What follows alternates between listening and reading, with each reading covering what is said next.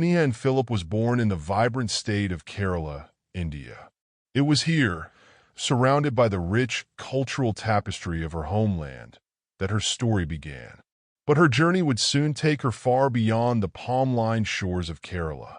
With her family, Sneha moved to upstate New York. They first settled in the Albany area and later made their home in Hopewell Junction, a small hamlet nestled in Dutchess County.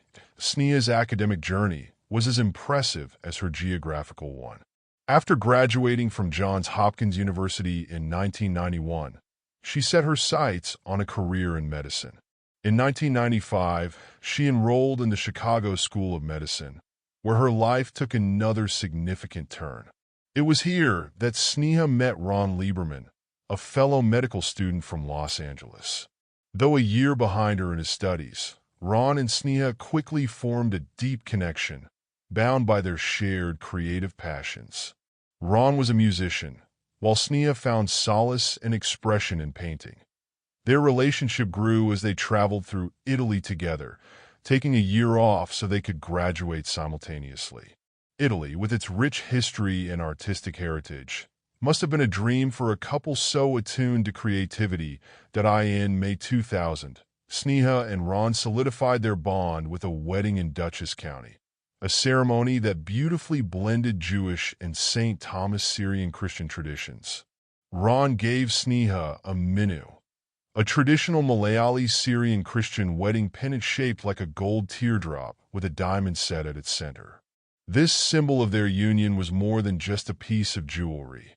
It was a testament to their shared life, a blend of cultures, and a future filled with promise. Shortly after their wedding, the couple moved to Battery Park City in New York.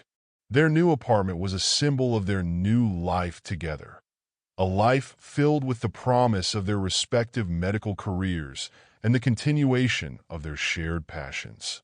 September 10th, 2001, was an ordinary day for Sneha and Philip.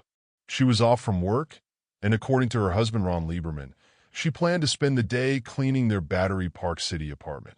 The couple was expecting her cousin for dinner 2 nights later. That afternoon, Sneha spent 2 hours chatting online with her mother. Their conversation was light, with Sneha mentioning plans to visit the windows on the World Restaurant at the top of the North Tower of the World Trade Center, where a friend was set to marry the following spring. At 4 p.m., Sneha signed off and left the apartment to run some errands. She dropped off clothes at a nearby dry cleaner before heading to Century 21, a popular department store. Using the couple's American Express card, she purchased lingerie, a dress, pantyhose, and bed linens. Her shopping spree didn't stop there.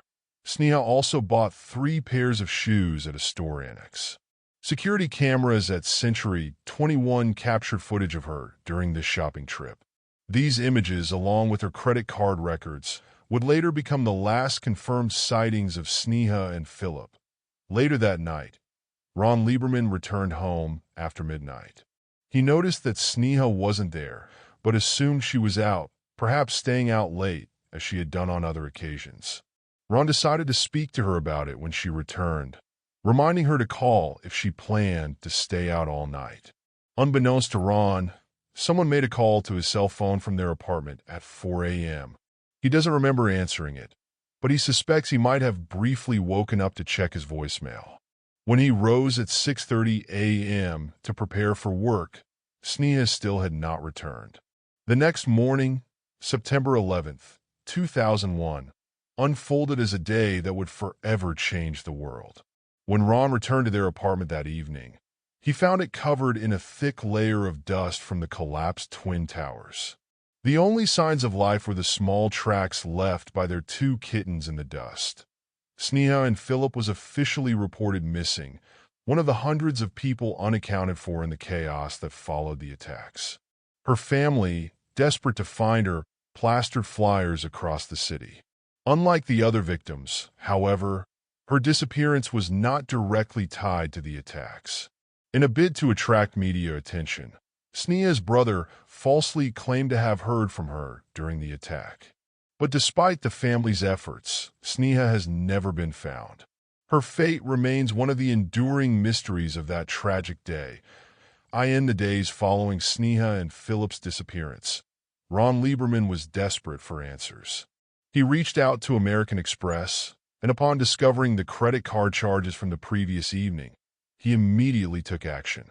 Ron posted flyers in other Century 21 stores, hoping someone might remember seeing his wife. His efforts paid off when, later that week, a clerk from the Lower Manhattan store, now relocated to Brooklyn, called with a lead. The clerk remembered Sneha well, noting that she had been a frequent visitor to the store. On the evening of September 10th, the clerk recalled seeing Sneha, this time accompanied by another young woman, possibly of Indian descent. For 3 weeks, Ron painstakingly reviewed the store's security footage, hoping to find a clue. Finally, he found what he was looking for, a recording of Sneha browsing in the coat department. But she was alone. The other woman the clerk remembered was nowhere to be seen. Frustrated with the lack of progress from the police, who seemed to believe that Sneha had perished along with the other victims of the September 11th attacks, Ron decided to take matters into his own hands. He hired private investigator Ken Gallant, who quickly uncovered 2 crucial pieces of evidence that suggested Sneha might have returned to her apartment building early on the morning of September 11. But the first piece of evidence was the 4 a.m. call made from the home phone to Ron's cell. The second was a tape from the lobby's security cameras, timestamped at 8:43 a.m., just 3 minutes before American Airlines Flight 11 crashed into the North Tower. The footage showed a woman entering the building. She lingered near the elevator before leaving a few minutes later. Due to the poor contrast caused by sunlight flooding the lobby, the woman was visible only in silhouette. Her hair and dress, however, matched what Sneha had been wearing during her shopping trip the previous evening. Even Sneha's family believed the woman's mannerisms were similar to hers. But there were puzzling inconsistencies. The woman wasn't carrying any shopping bags, and once again, she appeared to be alone. Ron Lieberman couldn't positively identify the woman as his wife, and the lack of definitive proof added to the growing uncertainty. However, an NYPD investigator reviewing the footage believed it was indeed Sneha. Private investigator Ken Gallant initially considered a different theory, one that suggested Sneha and Philip may have used the chaos of the September 11th attacks as a cover to escape her mounting personal issues and start a new life under a different identity. It was a compelling theory at first glance, but as Gallant dug deeper, he found no evidence to support it. Sneha's computer hard drive revealed no plans or contacts that would suggest she was preparing to flee. More tellingly, she had left behind her essential belongings: her glasses, passport, driver's license, and all her credit cards, except the American Express card she had used the night before. Ron Lieberman kept the American Express account open, hoping that any attempts to use the card might provide a clue to his wife's whereabouts. But days turned into weeks, and then months with no activity on the account. It was as if Sneha had vanished into thin air, leaving behind only unanswered questions. As time passed, Gallant and Lieberman reconsidered their theories. They began to believe that, rather than running away, Sneha might have witnessed the attack on the Twin Towers. As a physician, her instinct to help could have driven her towards the disaster site. In this scenario, Sneha might have perished while trying to save others, either inside the towers or in the catastrophic collapse that followed. The idea that Sneha and Philip, driven by her oath as a doctor, ran towards danger rather than away from it is both heartbreaking and heroic. If true, she would be one of the countless unsung heroes who perished that day, her story lost amidst the tragedy that consumed so many lives. In the chaotic aftermath of September 11th, the New York Police Department was unable to immediately investigate the disappearance of Sneha and Philip. However, when they finally did, their findings painted a troubling picture of her life in the months leading up to the attacks, one that raised more questions than answers. The investigation revealed that earlier that year, Cabrini Medical Center had declined to renew Sneha's contract, effectively terminating her employment. The reasons cited were concerning: repeated tardiness and alcohol-related issues. This decision marked a significant turning point in Sneha's life, and the fallout was swift and severe. Shortly after receiving the news of her termination, Sneha went out to a bar with other employees from Cabrini Medical Center. The night, however, took a dark turn. By the end of it, Sneha found herself spending the night in jail. She had reported to the police that a fellow intern had groped her during their outing. But when the case was investigated, the prosecutor dropped the sexual abuse charge. Instead, Sneha was charged with third-degree falsely reporting an incident, a misdemeanor under New York law.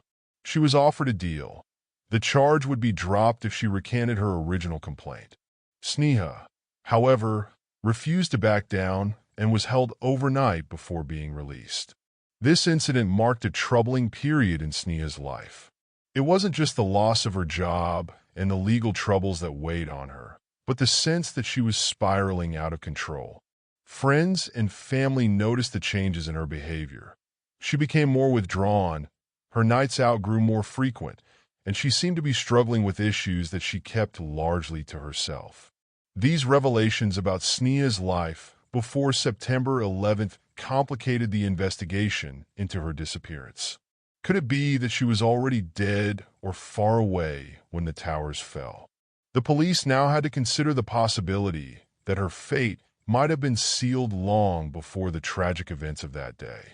After her dismissal from Cabrini Medical Center, Sneha Anne Philip's life took a further downward turn. She began spending her nights in some of New York City's more dangerous gay and lesbian bars, places known for their rough clientele. According to police reports, Sneha would sometimes leave these bars with women she met there, adding another layer of complexity to her troubled life. In one particularly controversial claim, police stated that Sneha's brother once discovered her in a compromising situation with his then-girlfriend, a story he vehemently denied. Regardless of the truth, these incidents contributed to a growing sense of estrangement within her family. Despite her struggles, Sneha managed to secure another internship in internal medicine at St. Vincent's Medical Center on Staten Island. But her problems followed her.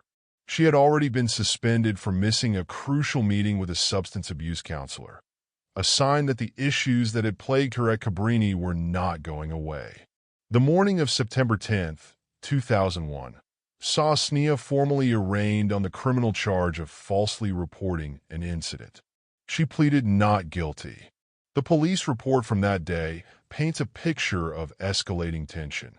Sneha and Ron Lieberman reportedly fought loudly at the courthouse about her problems and the night she spent out.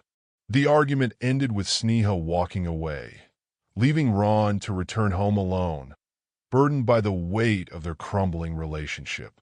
The aftermath of the September 11th attacks brought another cruel blow to Sneha's family. Despite the initial assumption that she was one of the many who perished in the tragedy, the city medical examiner, after reviewing her case, made a shocking decision. In January 2004, more than 2 years after the attacks, Sneha Anne Philip was officially removed from the list of 9/11 victims. She was one of the last 3 names to be struck from the list. As the investigation into Sneha Anne Philip's disappearance deepened, so too did the rift between her family and the authorities. Philip's husband, Ron Lieberman, along with her brother and other family members, disputed much of what the NYPD claimed to have uncovered. To them, the police had misinterpreted the evidence, drawing conclusions that didn't align with the Sneha they knew. One of the most contentious points was the reason for Sneha's dismissal from Cabrini Medical Center. The NYPD suggested that alcoholism was the cause, but her family vehemently denied this. They claimed that Sneha had been fired because she was a whistleblower who had complained about racial and sexual bias at the hospital. However, when a reporter later inquired, Cabrini Medical Center stated that they had no records of any formal complaints filed by Sneha. Lieberman defended his wife's frequent visits to lesbian bars, insisting that she went there to avoid a repeat of the incident with her co-worker, not to engage in any romantic or sexual encounters. According to him, Sneha never had intimate relations with the women she met at these bars. Instead, they would often spend time listening to music, sleeping, or painting together. On one occasion, Sneha returned home covered in paint after spending time with an artist. Ron Lieberman further explained that Sneha's drinking was a temporary coping mechanism, a way to ease the depression she felt after losing her job at Cabrini. He believed that once her life returned to normal, the drinking would cease, and she would regain her equilibrium. To him, it was clear that Sneha was on the path to recovery, slowly but surely. Philip's brother also pushed back against the police's claims. He adamantly denied the story that he had caught Sneha in a compromising situation with his then-girlfriend, calling it a complete fabrication. He insisted that he had never even spoken to the detective who included this claim in the report. The family also disputed the account of a courthouse fight between Sneha and Ron after her arraignment. According to Lieberman, no such argument ever took place. The family believed that the police, eager to compensate for their initial lack of attention to the case, had filled in the gaps with speculation, building a narrative that was as much fiction as it was fact. These conflicting accounts only deepened the mystery surrounding Sneha and Philip's disappearance. Was the woman in the police reports the same Sneha her family knew and loved, or had the truth been lost in a haze of misunderstandings and assumptions? In 2003, as the investigation into Sneha and Philip's disappearance concluded with no definitive answers, her husband, Ron Lieberman, sought a legal resolution. He filed a court petition in New York County Circuit Court, aiming to have his wife declared a victim of the September 11th attacks. New York state law required clear and convincing evidence of a possible victim's exposure to the lethal peril of the attacks to establish any presumption of death. This was necessary for her to be recognized legally as a victim and to potentially receive benefits from the federal September 11th Victim Compensation Fund. Lieberman argued that Sneha's profession as a physician would have compelled her to rush to the World Trade Center to offer aid, had she been in the vicinity. To support this claim, Sneha's mother testified about their online chat from the day before the attacks. In it, Sneha had mentioned plans to visit the windows on the World restaurant and possibly shop at the Trade Center's mall. The author of the NYPD report, who had been involved in the investigation, also testified. He expressed his belief that Sneha likely perished in the attacks, reinforcing Lieberman's argument. Despite these arguments, the defense presented by Ellen Winter, who was appointed guardian ad litem for Sneha, painted a different picture. Winter introduced the NYPD report, arguing that there was no clear evidence proving Sneha's presence at or near the World Trade Center during the attacks. On June 29, 2006, Judge Renee Roth delivered her ruling. The court could not establish that Sneha and Philip had died on September 11, 2001. Instead, per state law, her legal date of death was set at September 10, 2004, 3 years after she was reported missing. Despite it being suggested that the chances of success were low, Lieberman, along with the Philip family's lawyer, decided to press on with an appeal. The initial decision, handed down by Judge Roth, had been devastating for the family. They were left in legal limbo, with a ruling that cast doubt on whether Philip had died at the World Trade Center at all. But on January 31, 2008, a ray of hope appeared. A 5-judge panel reversed Judge Roth's decision, offering a sliver of closure to the Philip family. Judge David Sachs, writing for the majority, acknowledged the troubling nature of the case. He noted that the central issue was the lack of direct evidence placing Philip at the site of the attack. Judge David Sachs, in his majority opinion, addressed the claims made in a report by the New York Police Department, NYPD, that had been introduced post-hearing. Sachs dismissed these claims, labeling them as hearsay. He noted that these assertions were not properly introduced during the original hearing and were instead appended by Winner to a post-hearing report. Furthermore, Sachs criticized the failure to follow up on these assertions during the actual hearing. He emphasized, but not everyone agreed with Sachs's conclusions. The dissenting judge, Bernard Malone Jr., raised significant concerns. He highlighted a critical gap in the narrative: Philip's whereabouts on the night of September 10, 2001. Malone argued that the petitioner's claim that Philip's route home on the morning of September 11th would have taken her dangerously close to the World Trade Center was speculative at best. Despite these dissenting views, the court officially declared Philip as the 2,751st victim of the Twin Towers collapse. It was a bittersweet victory for the family, offering some closure but also confirming the worst. 6 months after the appeals court's decision. In July 2008, the city officially notified Philip's family that her name had been added to the victims list at the National September 11th Memorial. Sneha Anne Philip's name is now inscribed on Panel S-66 of the South Pool, alongside the names of others who lost their lives in the collapse of the towers. This permanent memorial stands as a testament to her life and the lives of all those who perished that day. In Kerala, the memory of Philip has inspired acts of kindness and charity. 2 memorial funds have been established in her name. The Sneha Philip Memorial Fund, started by her family, supports the treatment of indigent patients at a clinic outside Aluva. The Maratama Doctors Association has also created a fund in her name, ensuring that her legacy lives on through the care of others, just as she cared for her patients during her life. Life has moved forward in small ways for those left behind. Lieberman, Philip's husband, remains close to his former in-laws. With their encouragement, he remarried in 2010, finding a way to continue living while still honoring the memory of his lost wife.